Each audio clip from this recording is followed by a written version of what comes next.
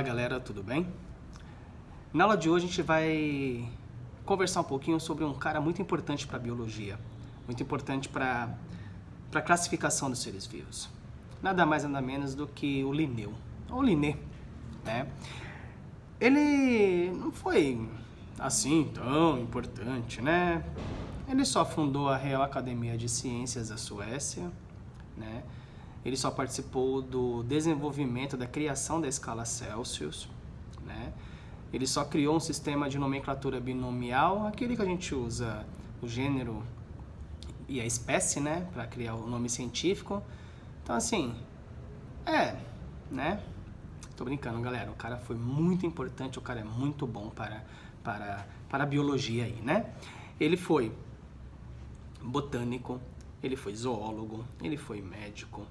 E uma das suas maiores façanhas foi justamente isso, criar essa nomenclatura binomial, que reduziu o nome científico do que era antes, né? Além de tudo isso, ele cria uma classificação científica. E aí deram um título para ele, que é errado esse título, tá? De pai da taxonomia moderna. Então esse título a gente não usa, assim, não foi ele que criou tudo bonitinho e tal. Ele partiu de um pressuposto de alguém que já estudava e ele apenas aperfeiçoou, melhorou e teve um grande reconhecimento.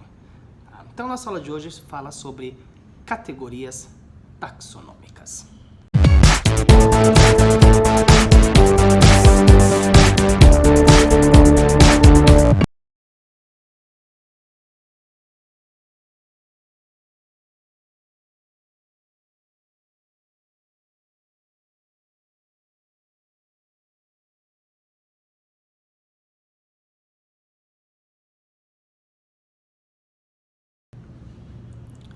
É um hábito comum dos seres humanos, né, de classificar as coisas, de organizar, né? A classificação ela ajuda a organizar. Então, por exemplo, às vezes você vai a um supermercado e as prateleiras lá estão organizadas de acordo com o produto que você vai comprar. Então, eu quero comprar, por exemplo, bolacha. Então, eu vou no lugar certo. Eu quero comprar um produto de limpeza, vou no lugar certo.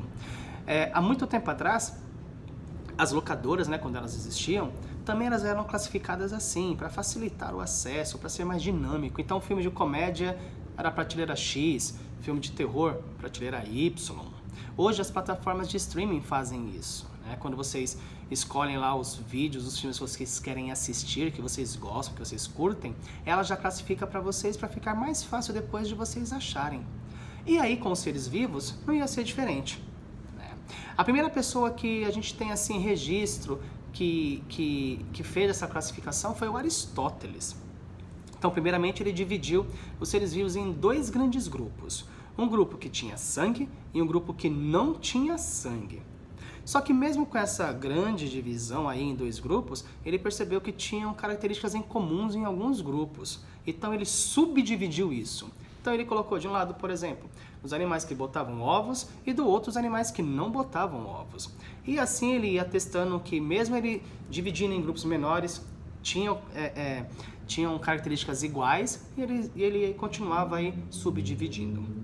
Depois de Aristóteles, a ideia da classificação biológica ela foi retomada justamente pelo Linné, né? Lá em 1735. Né? O Linné ele classificou as plantas, né, de acordo com o seu aparelho reprodutor. E aí ele acreditava que os seres vivos deveriam ser classificados de acordo com os critérios anatômicos, né, com a forma do corpo, com as partes do corpo. E ele podia também classificar segundo critérios como habitat. Então, existiam N critérios para a classificação. E aí o Linné, como ele se ingressou mais nisso, né, nesse campo da ciência, ele foi responsável pela criação de uma coisa chamada taxon. Tá? O que são taxons? São grupos de seres vivos que apresentam determinadas características em comum. Tá? No sistema que o Linné propõe, existe um taxon assim que é o mais abrangente, que é o maior, que é chamado de reino. E aí esse taxon chamado reino, ele vai se desmembrando em outros taxons de menor abrangência até chegar na espécie. tá?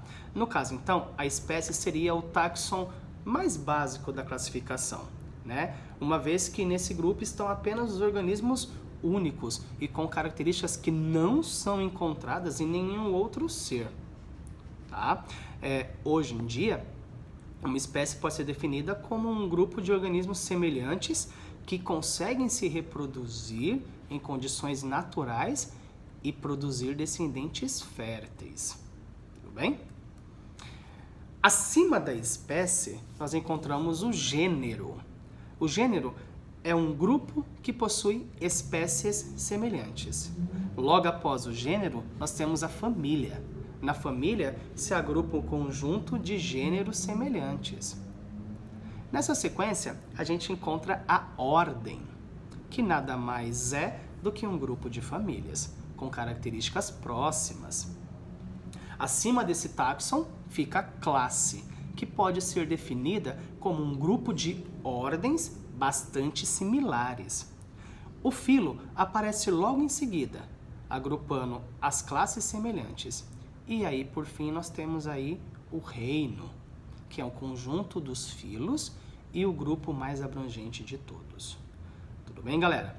Espero que vocês tenham entendido mais ou menos como que funciona aí a taxonomia, né?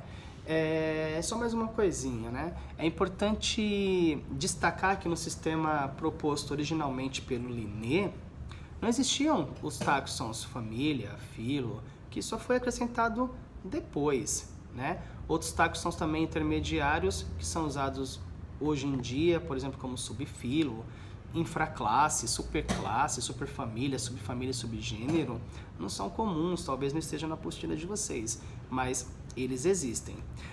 E para finalizar, eu queria dar só um exemplo para vocês de como é a classificação do gato doméstico, né? O Felis catus, né? Então ele se encontra no reino animal, né? Reino animalia. Ele está no filo que é chamado de Chordata, porque ele tem uma coluna vertebral, vamos dizer assim. Ele se encontra na classe Mammalia, porque ele é um mamífero. Ele está na ordem carnívora, por causa dos seus dentes caninos, devido à sua alimentação, né? E aí ele está na família Felidae. E ele se encontra no gênero Felis e a espécie Catus. E aí daí vem o nome dele científico, Felis catus. Beleza, galera? Espero que vocês tenham entendido. Até uma próxima. Falou!